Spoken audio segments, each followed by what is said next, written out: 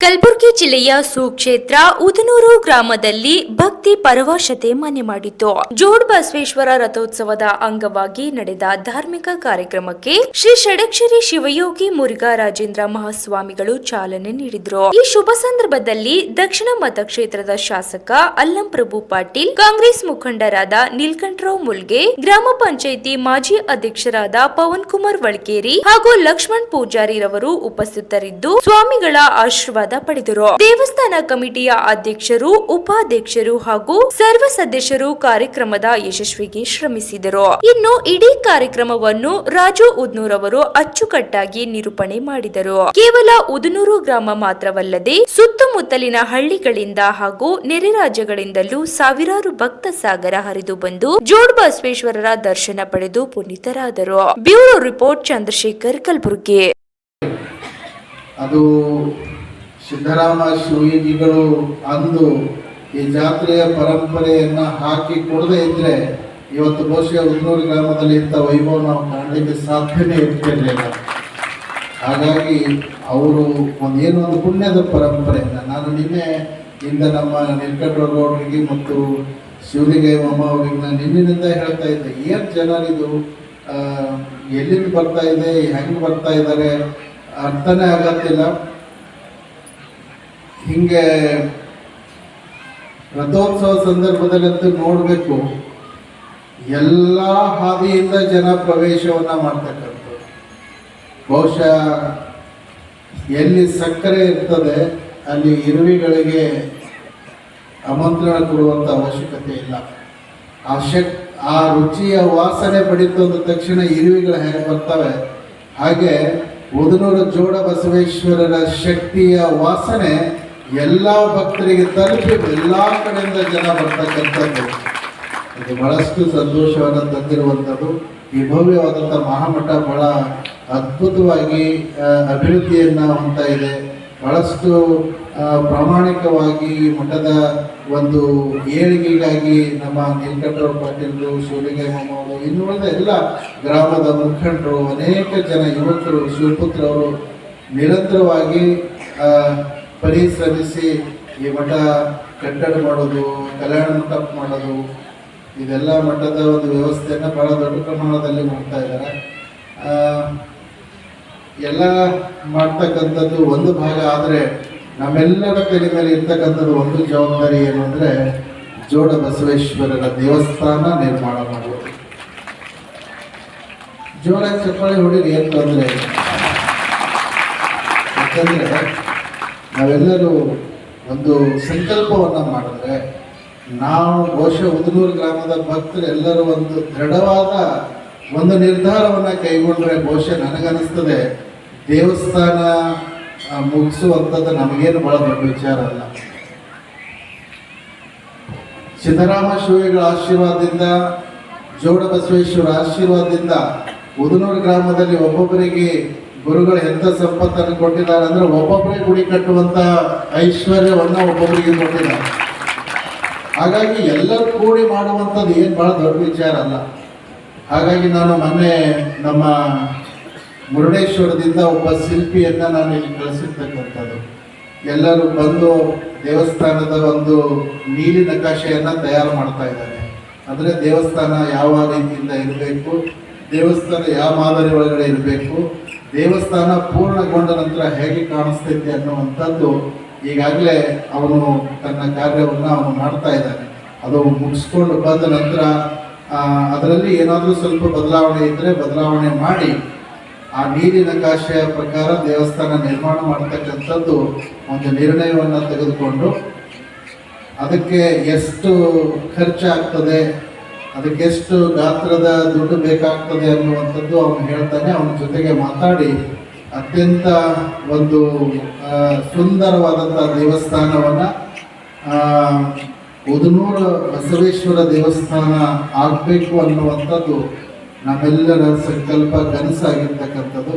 ಹಾಗಾಗಿ ನಾನು ಗ್ರಾಮದ ಅಕ್ಷಿ ಭಾಗ ಉದ್ಘಾಟನಾ ಸಂದರ್ಭದಲ್ಲಿ ಬಂದಾಗ ನಾನು ಒಂದು ಮಾತನ್ನು ಹೇಳಿದ್ದೆ, ಏನಿಲ್ಲ ಈ ದೇವಸ್ಥಾನ ಕಟ್ಟಲಿಕ್ಕೆ ನಾನು ಮುಂದಿರ್ತೀನಿ, ನನ್ನ ಜೊತೆಗೆ ನೀವು ಇರ್ರಿ ಅನ್ನುವಂಥ ಮಾತನ್ನು ಹೇಳ್ತಕ್ಕಂಥದ್ದು. ಎಲ್ಲರ ಅಪೇಕ್ಷೆ ಇದೆ. ಯಾಕಂದ್ರೆ ಒಂದು ದೇವಸ್ಥಾನ ನಿರ್ಮಾಣ ಮಾಡೋದ್ರಿಂದ ಬಸವಣ್ಣನಿಗೇನು ನಾವು ಒಳ್ಳೇದು ಮಾಡೋದಂಗೆ ಆಗೋದಿಲ್ಲ, ನಮಗೆ ನಾವೇ ಒಳ್ಳೇದು ಮಾಡ್ಕೊಳ್ಳೋಕೆ ಬಸವಣ್ಣನ ಗುಡಿ ಕಟ್ಟಬೇಕಾಗಿದೆ. ಯಾಕಂದ್ರೆ ಬಸವಣ್ಣ ನನಗೆ ಇಂಥ ವೈಭವ ಬೇಕು, ಹಂಗೆ ಬೇಕು, ಹಿಂಗೆ ಬೇಕು ಅಂತ ಅಪೇಕ್ಷೆ ಪಡೋದಿಲ್ಲ. ಯಾಕಂದ್ರೆ ಬಸವಣ್ಣ ಏನೆಲ್ಲ ಕೊಟ್ಟಿದ್ದಾನೆ, ಸಿದ್ದರಾಮ ಶಿವಯೋಗಿಗಳು ಎಲ್ಲರಿಗೆ ಏನೆಲ್ಲ ಕೊಟ್ಟಿದ್ದಾರೆ. ದೇಶ ನಮಗೇನು ಕೊಡ್ತು ಅನ್ನೋದಕ್ಕಿಂತನೂ ದೇಶಕ್ಕೆ ನಾವೇನು ಕೊಡ್ತೇವೆ ಅನ್ನೋದು ಬಹಳ ಮುಖ್ಯ. ಹಾಗೆ ಬಸವಣ್ಣ ನಮಗೇನು ಕೊಟ್ಟ, ಸಿದ್ದರಾಮ ಶಿವಯೋಗಿಗಳು ನಮಗೇನು ಕೊಟ್ಟರು ಅನ್ನುವಂಥದ್ದು ಬಹಳ ಮುಖ್ಯ ಆಗೋದಿಲ್ಲ. ಯಾಕಂದ್ರೆ ಅವರು ಯಾವ ಭಕ್ತರು ಏನು ಬೇಡಿರ್ತಾರೆ ಎಲ್ಲ ಕೊಟ್ಬಿಟ್ಟಾರೆ. ಮಕ್ಕಳಿಲ್ಲದವ್ರಿಗೆ ಮಕ್ಕಳು ಕೊಟ್ಟಾರೆ, ಐಶ್ವರ್ಯ ಇಲ್ಲದವ್ರಿಗೆ ಐಶ್ವರ್ಯ ಕೊಟ್ಟಾರೆ, ಕಣ್ಣಿರ್ಲಾರ್ದವ್ರಿಗೆ ಕಣ್ಣು ಕೊಟ್ಟಾರ. ಅವ್ರು ಕೊಟ್ಟಿರುವಂಥದ್ದು ಬಹಳ ಅಪಾರವಾಗಿರುವಂತೈತಿ.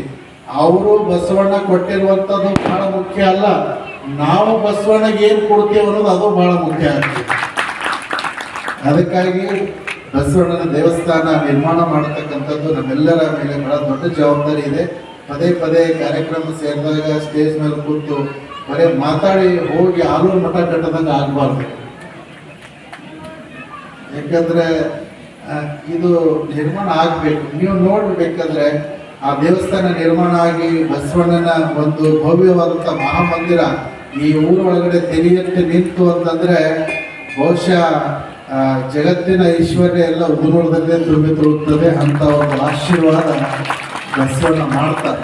ಹಾಗಾದರೆ ಒಂದು ಯಾವುದೋ ಒಂದು ಘಟನೆಗೆ ಸಿಕ್ಕು ಸಾವು ಬದುಕಿನ ಮಧ್ಯದಲ್ಲಿ ಅವನು ಹೋರಾಡುವಂಥ ಸಂದರ್ಭದಲ್ಲಿ ನಮ್ಮ ಕೈಯಿಂದ ಆಗ್ತಕ್ಕಂತಹ ಪ್ರಾಮಾಣಿಕ ಪ್ರಯತ್ನವನ್ನು ನಾವು ಮಾಡಿದ್ದೇ ಆದರೆ ನಮ್ಮ ಜೀವನದಲ್ಲಿ ಬಂದಿರುವಂಥ ಕಷ್ಟಕ್ಕೆ ಭಗವಂತ ಯಾವುದೋ ರೂಪದಲ್ಲಿ ಬಂದು ನಮ್ಮನ್ನು ರಕ್ಷಣೆ ಮಾಡ್ತಾರೆ ಎನ್ನುವಂಥ ಮಾತನ್ನು ಅವ್ರು ಹೇಳಿರ್ತಕ್ಕಂಥದ್ದು ಅಕ್ಷರಶಃ ಸತ್ಯವಾಗಿರುವಂಥದ್ದು. ಅದರ ಜೊತೆಗೆ ಅವರು ಒಂದು ಮಾತನ್ನು ಹೇಳಿದರು, ಗಾಡಿ ಮೇಲೆ ಹೋಗ್ತಕ್ಕಂಥ ಸಂದರ್ಭದಲ್ಲಿ ಎಷ್ಟೋ ಜನ ಬಿದ್ದು ತೆರೆ ಹೊಡ್ಕೊಂಡು ಪ್ರಾಣವನ್ನು ಕಳ್ಕೊಂಡಿರುವಂಥ ಇತಿಹಾಸ ಭಾಳಷ್ಟಿದೆ. ಅದಕ್ಕೆ ಪ್ರತಿಯೊಬ್ಬರು ತೆರಿಗೆ ಹಾಕೋತಕ್ಕಂಥ ಹೆಲ್ಮೆಟನ್ನು ಹಾಕ್ಕೊಳ್ಬೇಕು ಅನ್ನುವಂಥದ್ದು ಅವರು ಸೂಚನೆ ಕೊಟ್ಟರು. ಬಹುಶಃ ನಿಮ್ಮೆಲ್ಲರ ಕೈ ಒಳಗಡೆ, ಪ್ರತಿಯೊಬ್ಬರ ಕೈ ಒಳಗಡೆ ಮೊಬೈಲ್ ಇದೆ. ಆ ಮೊಬೈಲ್ ಕೆಳಗಡೆ ಬಿದ್ದು ಮೊಬೈಲ್ ಹೊಡಿಬಾರ್ದು ಅಂತ ಅದಕ್ಕೆ ಸ್ಕ್ರೀನ್ ಗಾರ್ಡನ್ನು ಹಾಕಿಸ್ತಾರೆ. ಒಂದು ಮೊಬೈಲ್ 10-20 ಸಾವಿರ ಮೊಬೈಲು ಹೊಡೆದು ಹಾಳಾಗಬಾರ್ದು ಅಂತ ತಿಳ್ಕೊಂಡು ಅದಕ್ಕೆ ಸ್ಕ್ರೀನ್ ಗಾರ್ಡನ್ನು ಹಾಕಿ ಅದು ಸುರಕ್ಷಿತ ಇಟ್ಕೊತಾರೆ. ಆದರೆ ಬಿದ್ದರೆ ತೆರೆ ಹೊಡೆದ್ರೆ ಪ್ರಾಣನೇ ಹೋಗ್ತೈತಿ ಅನ್ನುವಂಥ ಅರಿವು ಇರಲಾರ್ದೆ, ಹೆಲ್ಮೆಟ್ ಇರಲಾರ್ದೆ ತಿರುಗಾಡ್ತಾರೆ ಅಂತಂದರೆ ಅದಕ್ಕೆ ಈ ತೆರೆಗೂ ಕೂಡ ಹೆಲ್ಮೆಟ್ ಅನ್ನುವಂಥ ಸ್ಕ್ರೀನ್ ಗಾರ್ಡನ್ನು ಹಾಕ್ಕೊಂಡು ಹೋದಾಗ ಏನೋ ಆಕಸ್ಮಿಕವಾಗಿ ಏನೋ ಒಂದು ಘಟನೆ ಆಯಿತು ಅಂದರೂ ಕೂಡ ಕೈ ಮುರಿಲಿ, ಕಾಲು ಮುರಿಲಿ ಅಂತ ಏನು ತೊಂದರೆ ಆಗೋದಿಲ್ಲ. ತೆರೆಗೆ ಬಡಿದಾಗ ಪ್ರಾಣ ಹೋಗ್ತಕ್ಕಂಥ ಸಂಭವ ಬಹಳ ಇರ್ತದೆ ಅನ್ನುವಂಥ ಮಾತನ್ನು ಹೇಳಿದ್ರು. ಹಾಗಾಗಿ ನಿಮ್ಮ ಸುರಕ್ಷತೆ ನೀವೇ ಕಾಪಾಡ್ಕೊಳ್ತಕ್ಕಂಥದ್ದು ನಿಮ್ಮ ಜವಾಬ್ದಾರಿ ಇದೆ. ಹಾಗಾಗಿ ಅವ್ರು ಹೇಳಿರುವಂಥ ಎಲ್ಲ ಅಂಶಗಳು ಗಮನದಲ್ಲಿ ಇಟ್ಕೊಂಡು ನೀವೆಲ್ಲರೂ ಆ ಒಂದು ನಿಯಮಗಳನ್ನು ಪಾಲಿಸ್ರಿ ಅನ್ನುವಂಥ ಮಾತನ್ನು ಈ ಸಂದರ್ಭದಲ್ಲಿ ಹೇಳಿ, ಮನೆಯಲ್ಲೇ ಬೆಳಿಬೇಕು, ತಾಯಿಂದಲೇ ಕೊಡಬೇಕು. ಮಕ್ಕಳಿಗೆ ಬೆಳಿಗ್ಗೆ ಎದ್ದು ಒಂದು ಸ್ನಾನ ಮಾಡಿ ಮನೆ ಮೇಲೆ ವಿಭೂತಿ ಹಚ್ಚಿ ಸ್ವಲ್ಪ ದೇವರ ಮುಂದೆ ಪ್ರಾರ್ಥನೆ ಮಾಡೋದ ಕಲಿಸ್ರಿ. ಒಂದು 2 ಮಂತ್ರ ಕಲೀಲಿ, ಬೇಡ ಒಂದು ಕೊರಳಲ್ಲಿ ಮಾಲೆ, ಲಿಂಗದ ಒಂದು ಇರಲಿ, ಲಿಂಗ ಇಲ್ಲ ಅಂದರೆ ಒಂದು ಮಾಲೆಯನ್ನು ಹಾಕೋದು ಕಲಿಸ್ರಿ. ಮಕ್ಕಳಿಗೆ ಬೆಳಿಗ್ಗೆ ಸ್ನಾನ ಮಾಡಿ 1-2 ಮಂತ್ರ ಹೋಗೋದು ಕಲಿಸ್ರಿ. ಇದು ಸಂಸ್ಕಾರ. ಯಾಕಂದರೆ ವಿಭೂತಿ ಇದ್ದರೆ ಯಾವ ದೇವಗಳು ನಮಗೆ ಸರಿ ಬರೋಂಗಿಲ್ಲ. ಅದು ವಿಭೂತಿ ಇದ್ದರೆ ಪಾಸಿಟಿವ್ ಥಿಂಗ್ಸ್ ನಂಬಲ್ಲಿ ಬರ್ತವೆ. ಅದಕ್ಕೆ ತಾಯಿಂದರು ಮಕ್ಕಳ ಒಂದು ಸಂಸ್ಕಾರ ತಾಯಿಯರ ಕೈಯಲ್ಲಿದೆ. ಸ್ವಲ್ಪ ತಾಯಿಂದರು ಮಕ್ಕಳ ಬಗ್ಗೆ ಭಾಳ ಕಾಳಜಿಯಿಂದ ಸಂಸ್ಕಾರ ಕಲಿಸ್ಬೇಕಂತ ನನಗೇನೋ ಅನ್ನಿಸ್ತಾ ಇದೆ. ಈ ಅದ್ಧೂರಿಯಾದಂಥ ಜಾತ್ರಾ ಮಹೋತ್ಸವವನ್ನು ಭಾಳ ಅದ್ಧೂರಿಯಾಗಿದೆ. ಜನ ಈ ವರ್ಷ ಪ್ರತಿ ಜಾತ್ರಾ ಜನ ನೋಡಿದ್ರೆ ಭಾಳ ನೋಡಬೇಕು. ಭಾಳ ಪೂರ ಎಲ್ಲ ನಮ್ಮ ಇದನ್ನೇ ಗ್ರೌಂಡ್ ಎಲ್ಲ ತುಂಬಬೇಕಿತ್ತು. ಈ ಒಂದು ಜಾತ್ರಾ ಉತ್ಸವವನ್ನು ಭಾವಭಕ್ತಿ, ತನು ಮನ ಧನ ಶ್ರದ್ಧೆ ನಿಷ್ಠೆಯಿಂದ ಸಹಕರಿಸಿ ನಮ್ಮ ಗ್ರಾಮದವರು,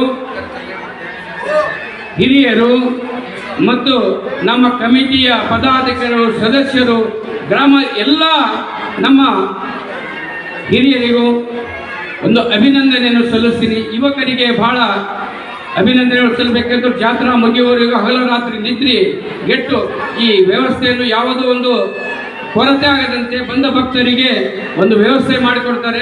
ಎಲ್ಲ ನಮ್ಮ ಗ್ರಾಮಸ್ಥರಿಗೆ ಇನ್ನೊಂದು ಅಭಿನಂದನೆ ಹೇಳುತ್ತಾ